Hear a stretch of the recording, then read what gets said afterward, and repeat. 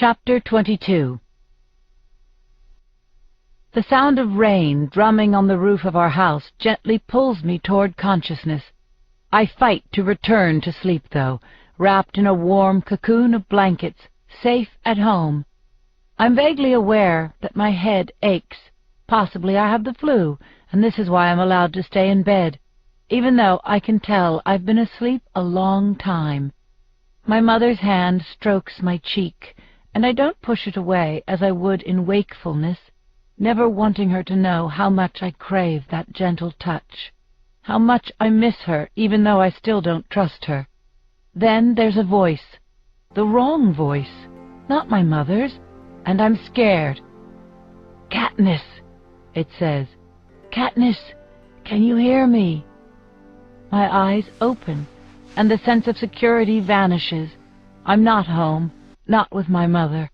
I'm in a dim, chilly cave, my bare feet freezing despite the cover, the air tainted with the unmistakable smell of blood. The haggard, pale face of a boy slides into view, and after an initial jolt of alarm, I feel better. "Peeta." "Hey," he says. "Good to see your eyes again." "How long have I been out?" I ask. "Not sure. I woke up yesterday evening and you were lying next to me in a very scary pool of blood," he says. "I think it stopped finally, but I wouldn't sit up or anything." I gingerly lift my hand to my head and find it bandaged. This simple gesture leaves me weak and dizzy. Peeta holds a bottle to my lips, and I drink thirstily. "You're better," I say. "So much better." "Much better. Whatever you shot into my arm did the trick," my God, Peeta. he says. "By this morning, almost all the swelling in my leg was gone." He doesn't seem angry about my tricking him, drugging him, and running off to the feast. Maybe I'm just too beat up, and I'll hear about it later when I'm stronger, but for the moment he's all gentleness. "Did you eat?" I ask. I'm sorry to say I gobbled down 3 pieces of that grusling before I realized it might have to last a while. "Don't worry, I'm back on a strict diet," he says. "No, it's good. You need to eat. I'll go hunting soon," I say. "Not too soon, all right?" he says. "You just let me take care of you for a while." I don't really seem to have much choice. Peeta feeds me bites of grusling and raisins and makes me drink plenty of water. He rubs some warmth back into my feet and wraps them in his jacket before tucking the sleeping bag back up around my chin. "Your boots and socks are still damp, and the weather's not helping much," he says. There's a clap of thunder, and I see lightning electrify the sky through an opening in the rocks. Rain drips through several holes in the ceiling, but Peeta has built a sort of canopy over my head and upper body by wedging the square of plastic into the rocks above me. "I wonder what brought on this storm. I mean, who's the target?" says Peeta. "Cato and Thresh," I say without thinking. "Foxface will be in her den somewhere. And Clove, she cut me and then—" My voice trails off. "I know, Clove's dead. I saw it in the sky last night," he says. "Did you kill her?" "No. Thresh broke her skull with a rock," I say. "Lucky he didn't catch you, too," says Peeta. The memory of the feast returns full force, and I feel sick. He did. But he let me go. Then, of course, I have to tell him about things I've kept to myself because he was too sick to ask, and I wasn't ready to relive anyway, like the explosion and my ear, and Rue's dying, and the boy from District 1, and the bread, all of which leads to what happened with Thresh, and how he was paying off a debt of sorts. "He let you go because he didn't want to owe you anything?" asks Peeta in disbelief. "Yes. I don't expect you to understand it. You've always had enough. But if you'd lived in the seam, I wouldn't have to explain," I say. And don't try. Obviously I'm too dim to get it, he says. It's like the bread. How I never seem to get over owing you for that, I say. The bread? What, from when we were kids? He says. I think we can let that go. I mean, you just brought me back from the dead. But you didn't know me. We had never even spoken. Besides, it's the first gift that's always the hardest to pay back. I wouldn't have even been here to do it if you hadn't helped me then, I say. Why did you, anyway? Why? You know why, Peeta says. I give my head a slight, painful shake. Haymitch said you would take a lot of convincing. Haymitch, I ask. What's he got to do with it? Nothing, Peeta says. So, Cato and Thresh, huh? I guess it's too much to hope that they'll simultaneously destroy each other. But the thought only upsets me. I think we would like Thresh. I think he'd be our friend back in District 12, I say. And let's hope Cato kills him, so we don't have to, says Peeta grimly. I don't want Cato to kill Thresh at all. I don't want anyone else to die. But this is absolutely not the kind of thing that victors go around saying in the arena. Despite my best efforts, I can feel tears starting to pool in my eyes. Peeta looks at me in concern. What is it? Are you in a lot of pain? I give him another answer, because it is equally true, but can be taken as a brief moment of weakness instead of a terminal one. I want to go home, Peeta, I say plaintively, like a small child. You will, I promise, he says, and bends over to give me a kiss. I want to go home now, I say. Tell you what, you go back to sleep and dream of home, and you'll be there for real before you know it, he says. Okay? Okay, I whisper. Wake me if you need me to keep watch. I'm good and rested, thanks to you and Haymitch. Besides, who knows how long this will last, he says. What does he mean? The storm? The brief respite it brings us? The games themselves?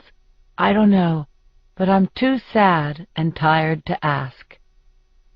It's evening when Peeta wakes me again. The rain has turned to a downpour, sending streams of water through our ceiling, where earlier there had been only drips. Peeta has placed the broth pot under the worst one and repositioned the plastic to deflect most of it from me. I feel a bit better, able to sit up without getting too dizzy, and I'm absolutely famished. So is Peeta.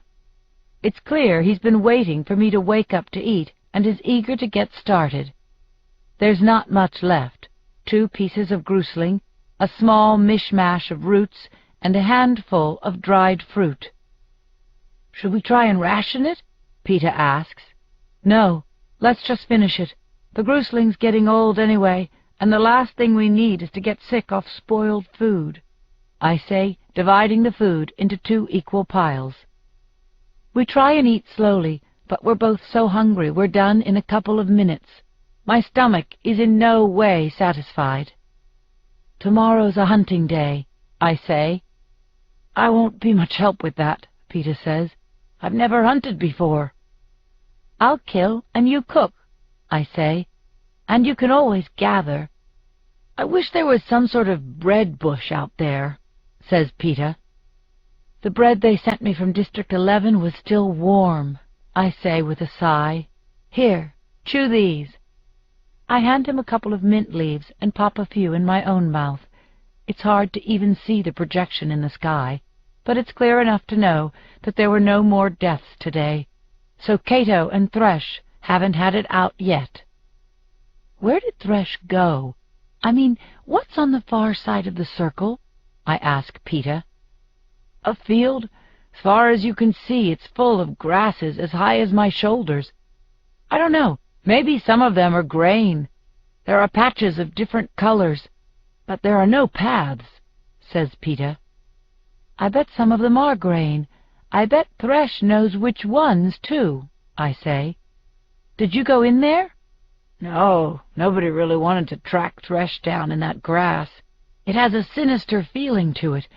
Every time I look at that field, all I can think of are hidden things, snakes and rabid animals and quicksand, Peeta says.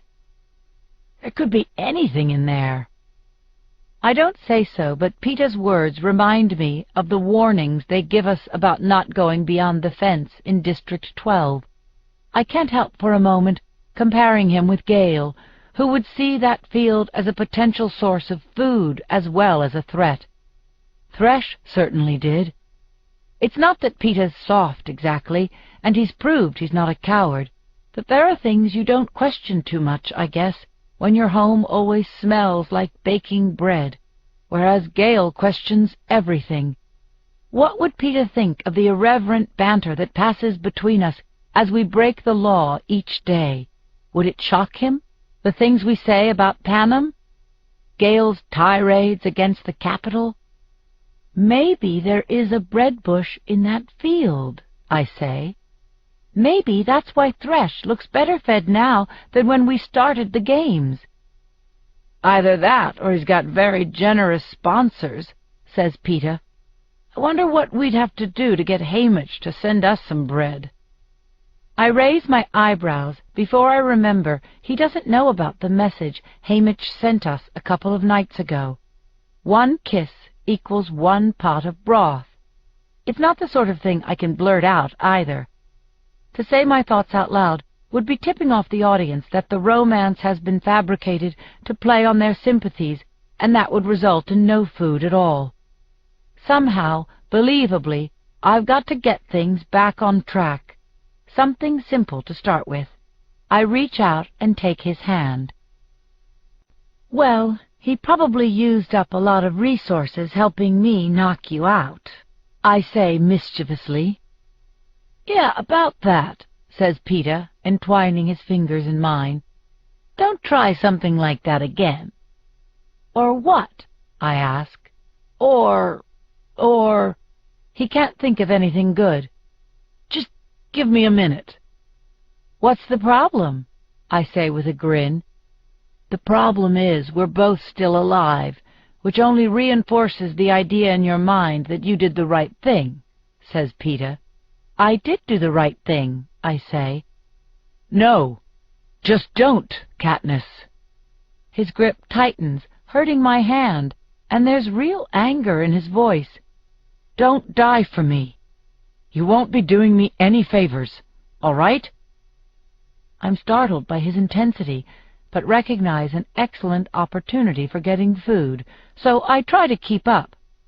Maybe I did it for myself, Peeta. Did you ever think of that?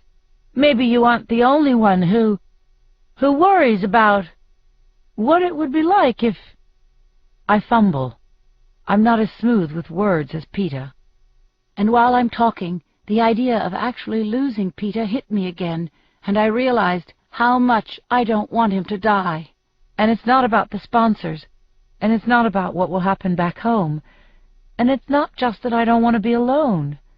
It's him. I do not want to lose the boy with the bread. If what, Katniss? He says softly. I wish I could pull the shutters closed, blocking out this moment from the prying eyes of Panem. Even if it means losing food, whatever I'm feeling, it's no one's business but mine. That's exactly the kind of topic Haymitch told me to steer clear of, I say evasively, although Haymitch never said anything of the kind. In fact, he's probably cursing me out right now for dropping the ball during such an emotionally charged moment. But Peeta somehow catches it. Then I'll just have to fill in the blanks myself, he says, and moves into me. This is the first kiss that we're both fully aware of, neither of us hobbled by sickness or pain or simply unconscious, our lips neither burning with fever or icy cold.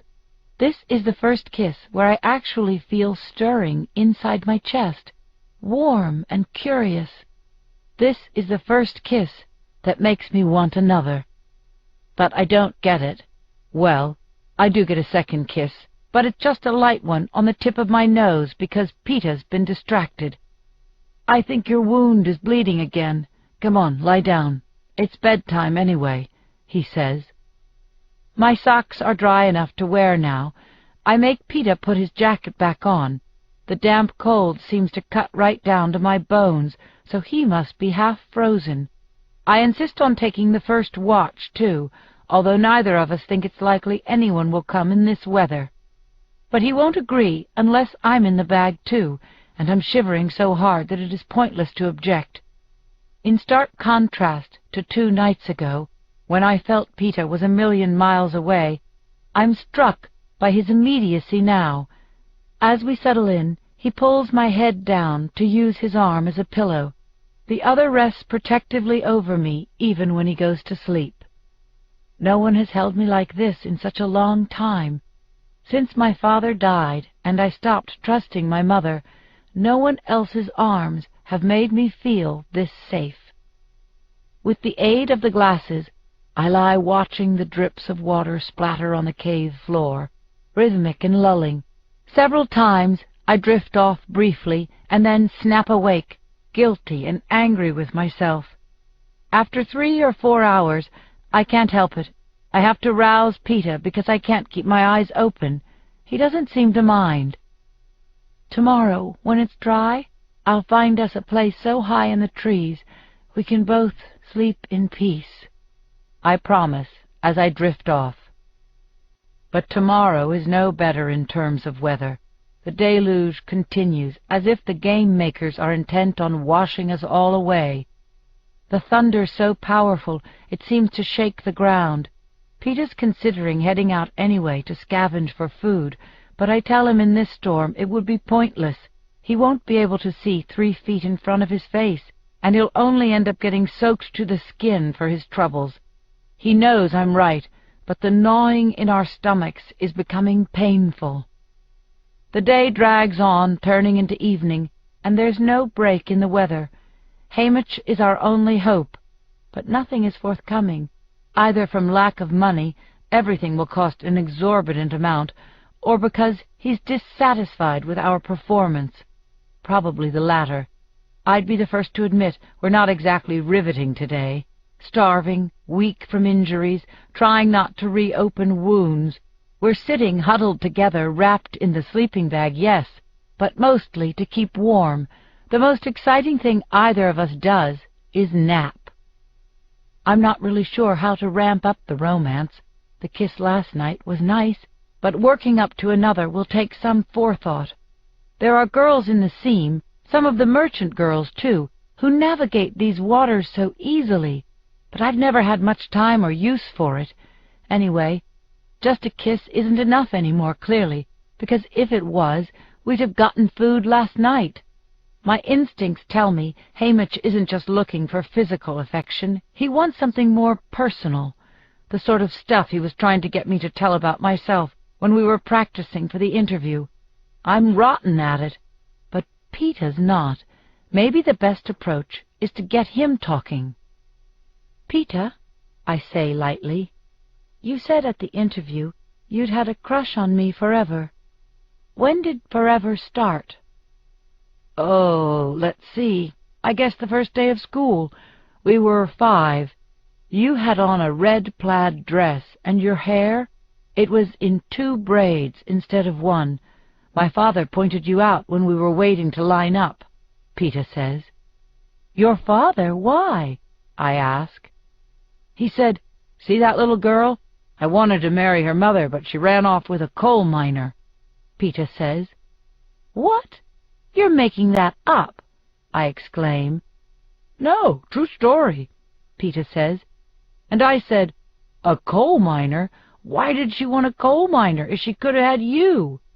And he said, "Because when he sings, even the birds stop to listen."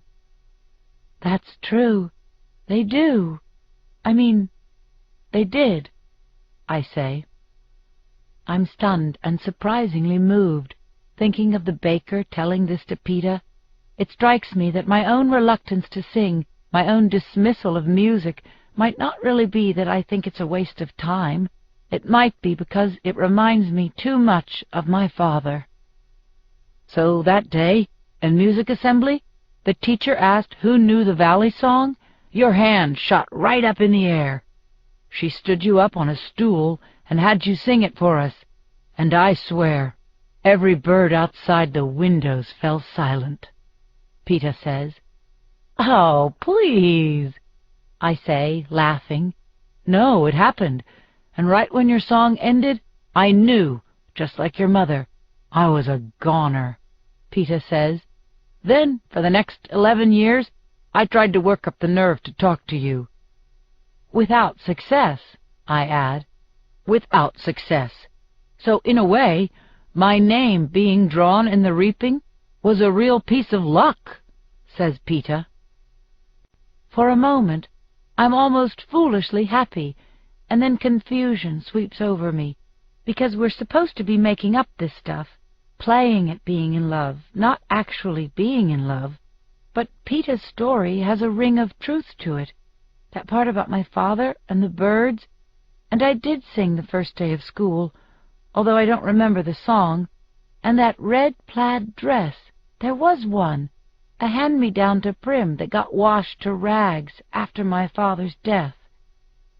It would explain another thing, too, why Peeta took a beating to give me the bread on that awful, hollow day.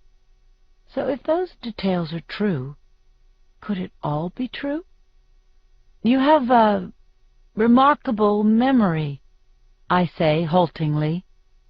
I remember everything about you, says Peeta, tucking a loose strand of hair behind my ear. You're the one who wasn't paying attention. I am now, I say. Well, I don't have much competition here, he says. I want to draw away, to close those shutters again, but I know I can't. It's as if I can hear Haymitch whispering in my ear. Say it, say it. I swallow hard and get the words out. You don't have much competition anywhere. And this time, it's me who leans in.